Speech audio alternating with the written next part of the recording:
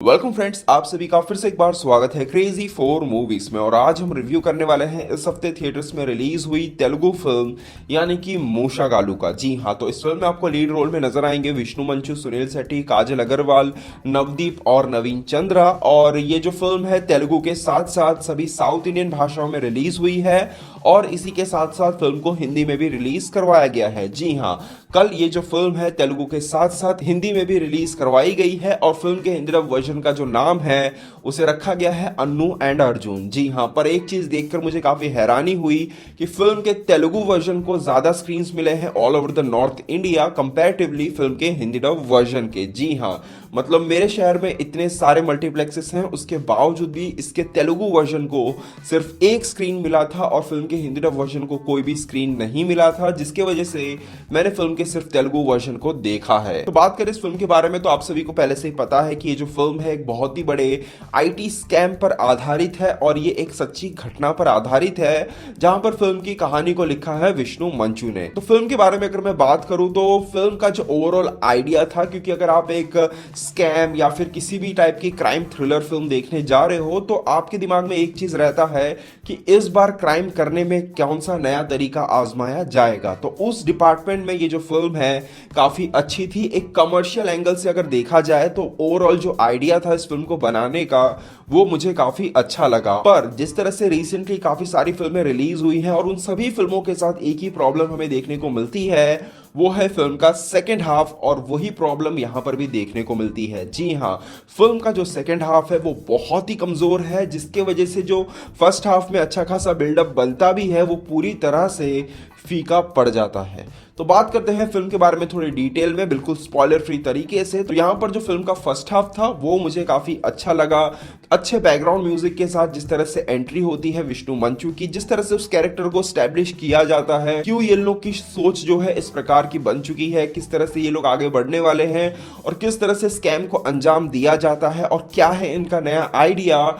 Overall जो चीजें सब देखने को मिलती हैं उन्हें देखने में काफी मजा आता है और एक प्रिडिक्टेबल भी कह ले पर अच्छी तरीके से फिल्म के इंटरवल को लाया जाता है और जिसकी वजह से फिल्म का जो फर्स्ट हाफ है एक डिसेंट तरीके से एंड होता है। पर उसके बाद जैसे ही फिल्म का सेकेंड हाफ स्टार्ट होता है, सेकेंड हाफ के अंदर ये फिल्म जो है पूरी तरह से धीरे धीरे अपने प्लॉट से हटने लगती है और मानो पूरी तरह से एक इमोशनल साइड पे चली जाती है, जहां पर भाई बहन के बीच के रिलेशन को दिखा रहे हैं। एक पुलिस ऑफिसर है जो बहुत ज्यादा इरिटेट या फिर कहे फ्रस्ट्रेट हो चुका है, वो इंट्रोगेशन में लगा हुआ है। कैरेक्टर्स के अंदर एक घमंड आने लगता है। काफी सारी चीजें ऐसी होती है सेकंड हाफ के अंदर जिसकी वजह से जो क्राइम थ्रिलर चल रहा होता है उसका जो इम्पैक्ट है वो पूरी तरह से खत्म सा हो जाता है। इसके अलावा फिल्म के सेकंड हाफ में ऐसी भी काफी सारी चीजें देखने को मिलती हैं जिनका लॉजिक के साथ कोई भी लेना देना नहीं था।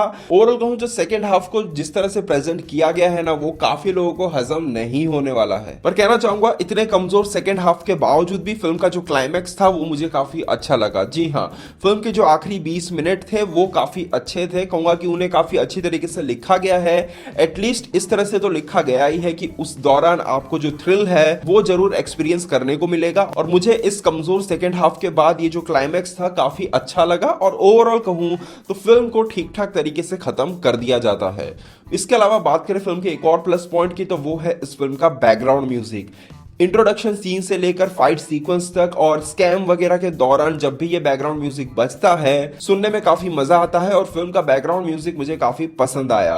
इसके अलावा बात करें कास्ट परफॉर्मेंस की तो फिल्म में जितने भी एक्टर्स मुझे देखने को मिले उनमें से अगर किसी भी की एक्टिंग मुझे बहुत अच्छी लगी या फिर डिसेंट लगी तो वो थी नवीन चंद्रा की। नवीन चंद्रा ने इस किस्म के रोल को इससे पहले भी काफी बार निभा चुके हैं, तो इसलिए उन्होंने अपने काम को काफी अच्छी तरीके से निभाया है। इसके अलावा फिल्म में बात करें काजल अग्रवाल की तो कहना चाहूंगा काजल अग्रवाल की प्रीवियस जितनी भी फिल्में थी जिनमें उनकी परफॉर्मेंस मुझे बिल्कुल पसंद नहीं आई थी, उसके कंपेयर में इस फिल्म में उनका काम मुझे काफी अच्छा लगा है। पर एक सीन था इस फिल्म में जो मुझे बिल्कुल पसंद नहीं आया।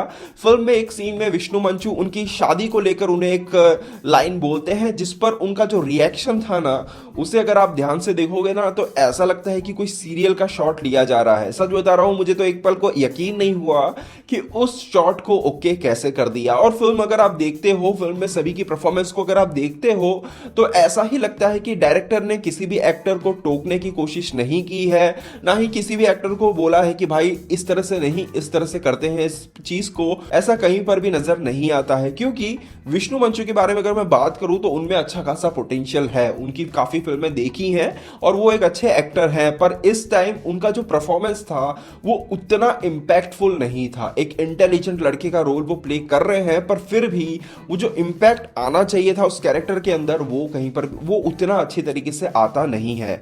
इसके अलावा बात करें सुनील शेट्टी की, तो सुनील शेट्टी के लिए अगर आप इस फिल्म को देखने जा रहे हो ना तो उनका जो फिल्म में रोल है ना वो बहुत ही कम है। सच बता रहा हूं, मैं बिल्कुल यकीन नहीं कर पाया कि फिल्म में उनका रोल, पोस्टर वगैरह में आप दिखा रहे हो और उनका रोल इतना कम है, मुझे पसंद नहीं आया। इसके अलावा यहाँ पे सुनील शेट्टी के लिए डबिंग का इस्तेमाल किया गया है और क्योंकि हम सभी को पता है कि सुनील शेट्टी के बोलने का अंदाज कैसा है, तो उस वजह से वो जो डबिंग है वो उतनी अच्छी पसंद नहीं आती है। इसीलिए एक बहुत बड़ा कारण होता है कि हम लोग डब्ड फिल्में नहीं देखते हैं। डबिंग चाहे हिंदी में हो, डबिंग चाहे तेलुगु में हो, डबिंग देखने में जो मजा है वो कहीं ना कहीं काफी हद तक कम हो जाता है और उसका एहसास यहाँ पर कहीं ना कहीं होता है। साथ ही साथ यहाँ पे एक और चीज थी जो मुझे काफी खली, वो ये थी कि फिल्म में अमेरिका और इंडिया के बीच के काफी सीन्स हमें देखने को मिलते हैं, पर यहाँ पर एटलीस्ट मैं कहना चाहूंगा कि फिल्म में जो अमेरिकन्स के लिए तेलुगु डबिंग करवाई गई है ना उसे नहीं रखना चाहिए था। एटलीस्ट उन सीन्स को इंग्लिश में रखना चाहिए था, क्योंकि फिल्म में दिखाने की कोशिश कर रहे हैं कि जो कैरेक्टर्स जो स्कैम कर रहे हैं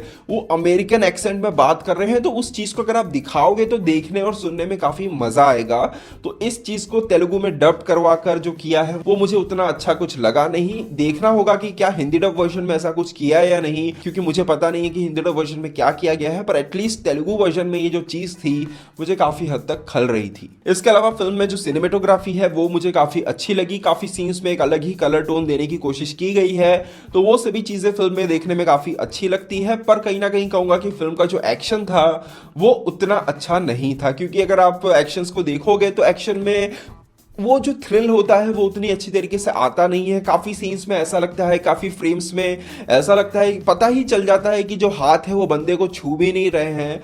तो एक्शन कोरियोग्राफी उतनी अच्छी नहीं थी कि आप एक एक्शन के लिए इस फिल्म को देखने जाओ। तो ओवरऑल कहा जाए तो मूसागालू एक ऐसी फिल्म थी जिसके पास एक अच्छा आइडिया था और फिल्म का अच्छा फर्स्ट हाफ और फिल्म का अच्छा क्लाइमैक्स इस फिल्म को एक वन टाइम वॉच फिल्म बनाता है। पर अगर आप एक कंप्लीट मूवी देखना पसंद करते हो तो ये फिल्म आपके लिए नहीं है। पर अगर आप एंटरटेनमेंट पर्पस के लिए कोई फिल्म देखना चाहते हो तो ये फिल्म आपको कुछ पॉइंट्स पर इंप्रेस जरूर करेगी। तो ये था मेरा ओपिनियन इस फिल्म को लेकर। अगर आपने इस फिल्म को देख लिया तो आपको ये फिल्म कैसी लगी मुझे कमेंट बॉक्स में जरूर बताइएगा। तो दोस्तों यहीं तक था आज का वीडियो, उम्मीद करता वीडियो आपको पसंद आया होगा। वीडियो पसंद, वीडियो को लाइक शेयर जरूर कीजिएगा। मिलते हैं हमारे अगले वीडियो में, तब तक के लिए बाय बाय, टेक केयर।